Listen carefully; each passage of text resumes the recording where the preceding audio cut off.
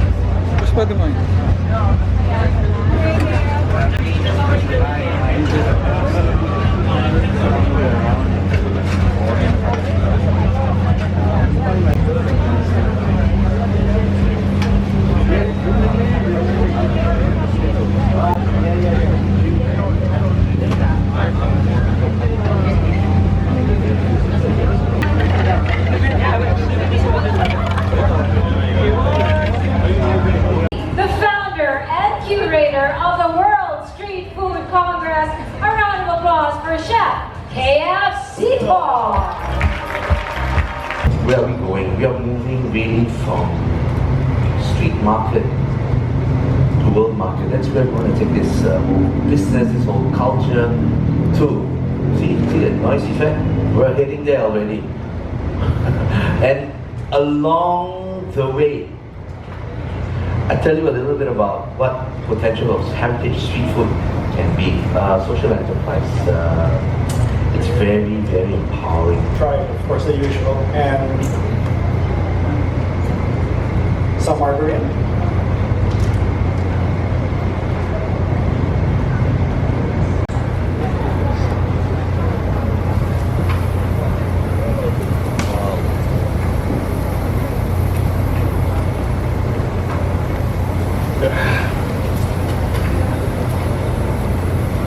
Already talking about progressive heritage food. It will always move because of new lifestyle expectations. Faster. Oh, by the way, all those who want to have a bite of this, how many portions are we making? For this, I'm feeding everyone. There will be a platter of the food that we demonstrated, which is the sisig paella.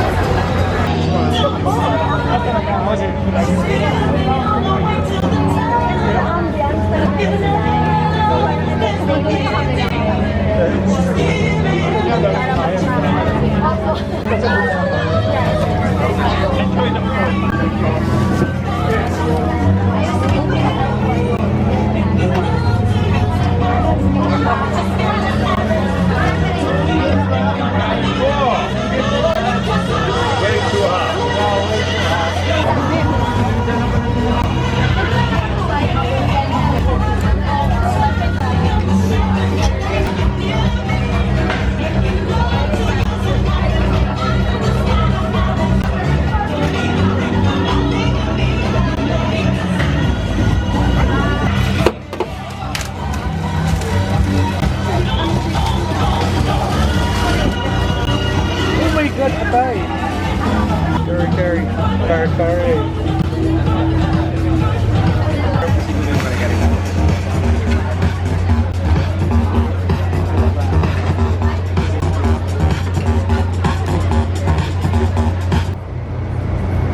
pulled lechon belly served on a soft tortilla, the lechon ribs grilled with our inasal marinade, and the head of the sisig, the head of the lechon made into sisig. There you go.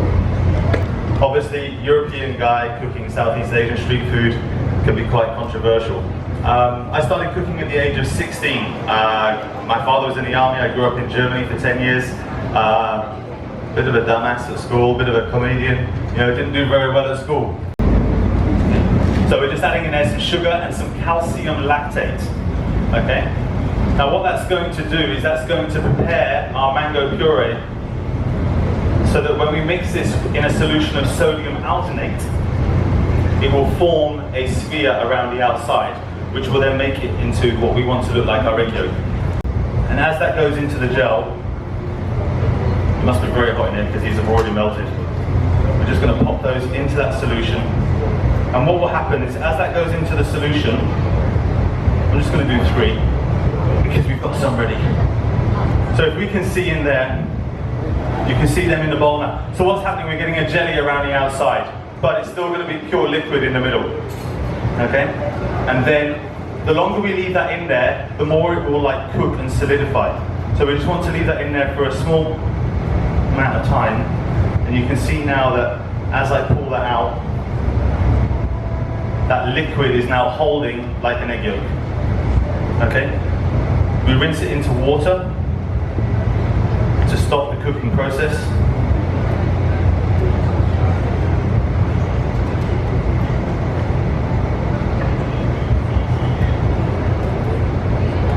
That one broke. Just let that reset. And so now when I lift these out, we have like a liquid sack. And what we're going to do is we're going to put that onto a greased plate like so. And now we have our mango yolk.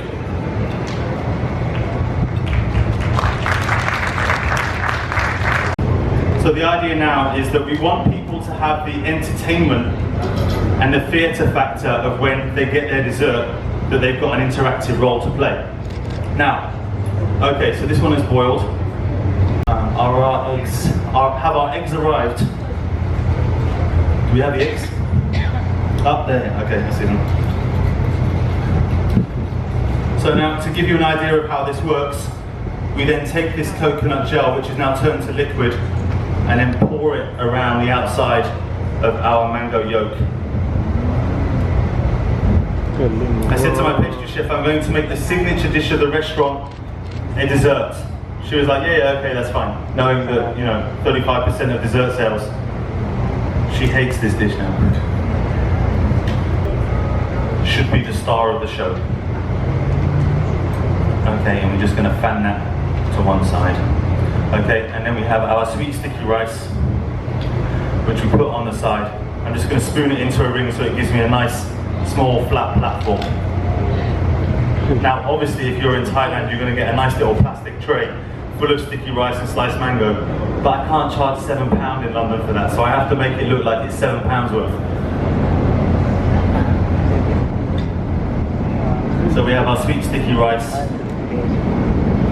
and then some eggs which we made earlier.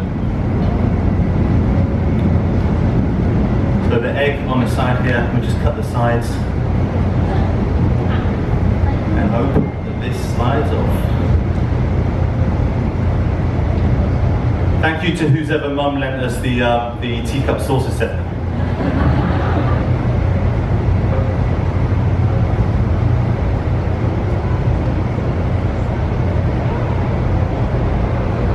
Just release that so it will slide off. Doesn't want to play. And then just slide this.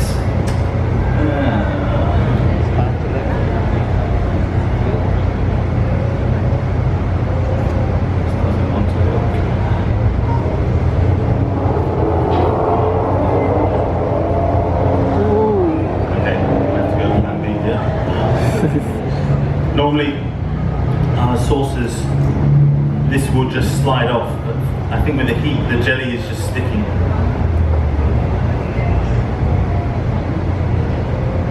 I'm going to break the egg. Oh, okay, we have movement.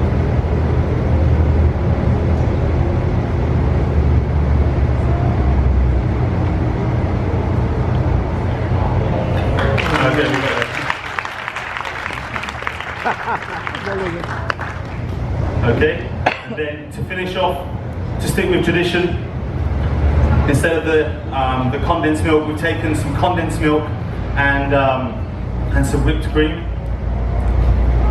and then we're just going to put that onto a spoon and do a nice little rocher on the side of the condensed milk, and then just finish off with a little minplush. Try and get that looking a bit more on the side. And ladies and gentlemen, there we have the sticky mango.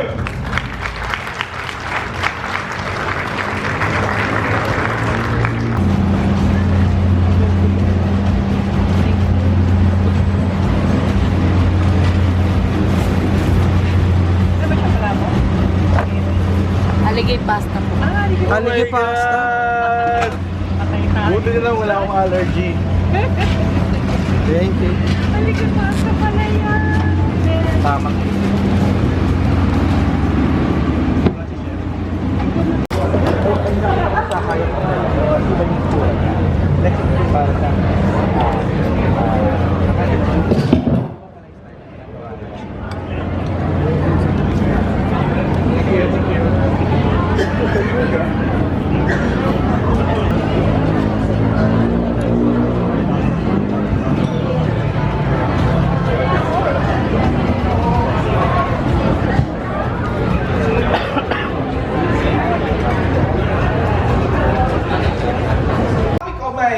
Today is the power of social media. How can we trust Pinoy heritage food in the international stage with the power of social media? The thing though, Filipino food culture is one of the most misunderstood food cultures in the world. And because, you know, we're colonized by Spain, by the US, we have street food, we have Chinese, and You know, that we accept, and the fact that history is, you know, it's there, and we can't do anything about it. But the different thing about Filipino cuisine, for example, like Thai, for example, is solid. It's galangal, it's ginger, it's coconut. I think if Filipino has more than that. What you get is a totally new version of the traditional dessert. Yeah, so that's really what we do. Very nice velvety consistency to the soup. Very, very rich, very intense and sticky. I like that kind of texture. We have salted plums or sour plums. This adds again very nice saltiness to the soup. Peppercorns for a bit of pepperiness and to kind of balance out the pork or duck flavor, because sometimes it can get a bit porky, right? And you don't like too much of that. Hi, good morning, India. I hope you won't be too distracted by the lines, but trust that we are listening, because I hope you got. And now I'm talking about halal food. Some of you maybe is kind of not familiar with the halal food. So I will explain a bit what is halal food. Of the owner of Makoba. So, and there is Chinese food culture in Indonesia brought upon by the Hakkas and the Hokkiens, and in its traditional form, it was just with peanuts, crushed peanuts and sugar. name on it? Thank you very much. Oh wow. I'm the same for you. Actually, not the name. German knives, one of the best knives in the world. Thank you so much. Oh. Wow. Thank you, my friend. Thank you so much. Thank you for having me. This is the first time Germany is participating now, and yet, you know, I've been wondering what's going on in Germany. See you in 30 minutes, guys. Please do pitch for after lunch. So write down your ideas with your name and contact number. Thanks, guys.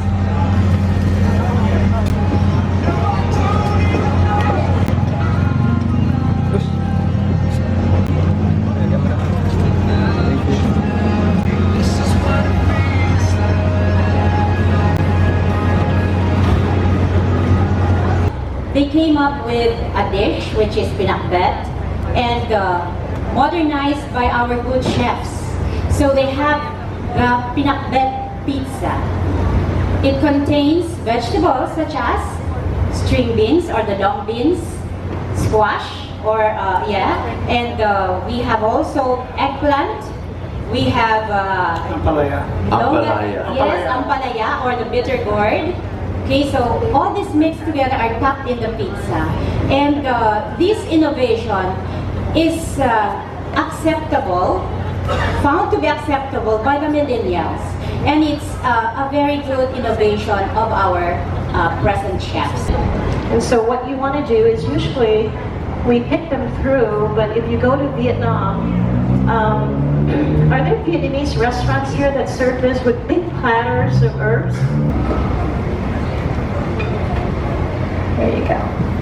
There you go. There you have Thank you it. very much. The Ban Xiao of Mai Fan. Flavors of Vietnam. Thank you very, very much.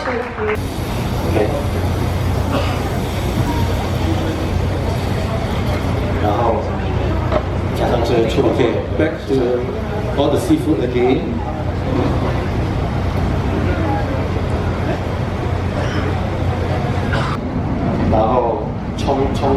Okay, these are deep fried shallots. 还有青葱 spring onion. 让它有更多的颜色跟香气。Okay. Yeah. So it's more fragrant. 40分钟以后的话，就是它的那个海鲜。This is how it looks like after 40 minutes of braising. 都在里面。对，所以这个菜很好吃。Okay. Wrap it, and so he can eat while writing with the other hand. He doesn't even have to stop. Someone just has to. Precisely. And also, I understand she placed it on the left side of the table. So you can eat it with his left hand and right with his right hand. Yeah. Any kind of wives still like this these days? Put up your hand, put up your hand, put up your hand. We just do it to our babies. Yes. No, but again, that's literally food on the go. Precisely. Right? So what happened is, the Hokkiens are the Fujian, the Xiamen is the Hokkiens, right? The Teochew also have their version as well. So it became so popular that every dialect have their own version. The line here. So there you go. Any last words? Hey, questions for David? Yes, Is there we a do. camera We that have a can come up question. and is there a camera that can quickly come up and watch how chef rolls up the? Is there a live camera up here? David. Okay. Excuse me, I have a question. Hey, Taya. We haven't seen it now because, as I say, also during the Cultural Revolution, a lot of the art of eating. Who here is not eating? Who hasn't tasted anything yet? Oh, you guys are lying. And throughout the years, we also have many generals in our histories, and it's very special about Vietnam. Tôi xin nói vắn tắt vậy thôi, tuy nhiên có rất nhiều những cái mà có thể nói được, nhưng mà hôm nay mình nói về vấn đề. Since the government restarted the hawker centers building program, we have about 111 hawker centers as of today. And the government is actually going to keep on building some of these hawker centers, mainly to address some of the cost issues. Ano pasta to? Laing pasta? Laing pasta.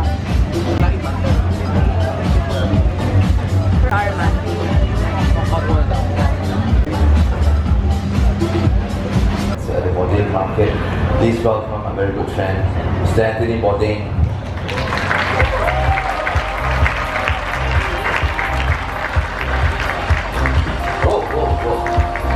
How's your trip? Sorry, take it away. Very good, thank you. Hi, everybody. First of all, I want to say I'm really grateful to be back in the Philippines. This is a personal connection for me. My daughter, like so many American children, has been largely raised by Filipinas. Her brother, from another mother, is a Filipino kid. She probably speaks more Tagalog than me, although she definitely does. She eats regularly at Jollibee in New Jersey. She's more intimately acquainted with Sinigang and that John. 10-year-old kid, a 10-year-old American kid who likes balut is a rare thing to find, but she adores it. So I'm personally very grateful to be back here and talking to you today. And I'm just going to talk a little bit about my connection to street food and why I think this Congress is important, and then I'd be happy and grateful to take some questions. Lucky and fortunate and prosperous generally don't cook very well because they never had to.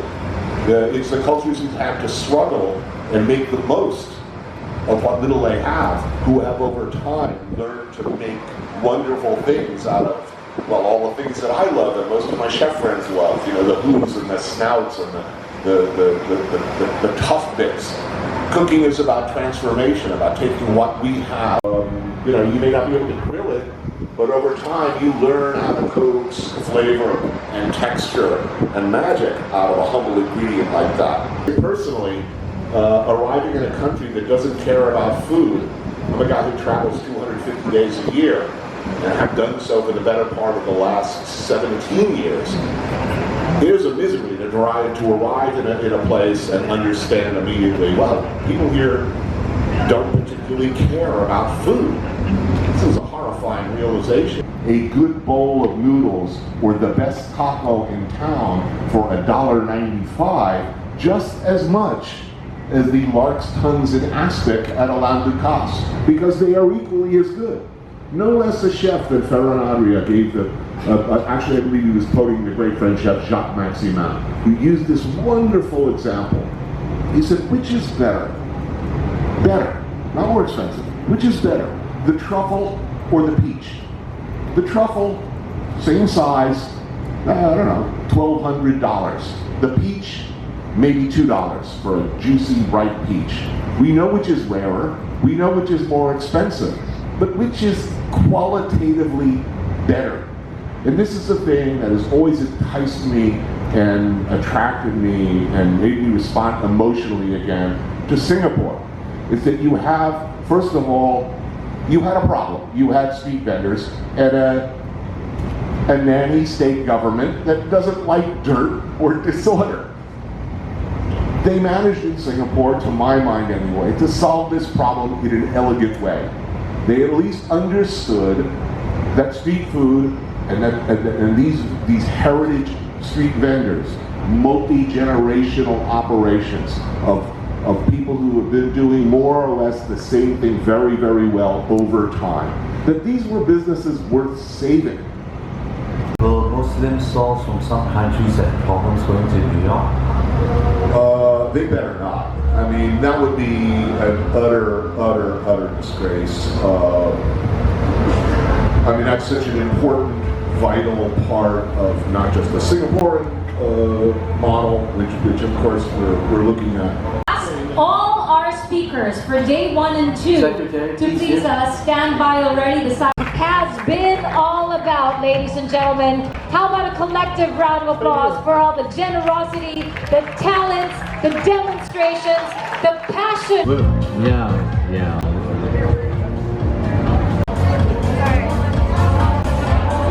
All right, let's give another opportunity for everybody in the back. With Secretary, a big round of applause. Thank you very, very much, ladies and gentlemen. Mr. Anthony Bourdain, all of our speakers, thank you very, very much. We now give the floor to the founder of the World Street Food Congress. Let's give it a round up.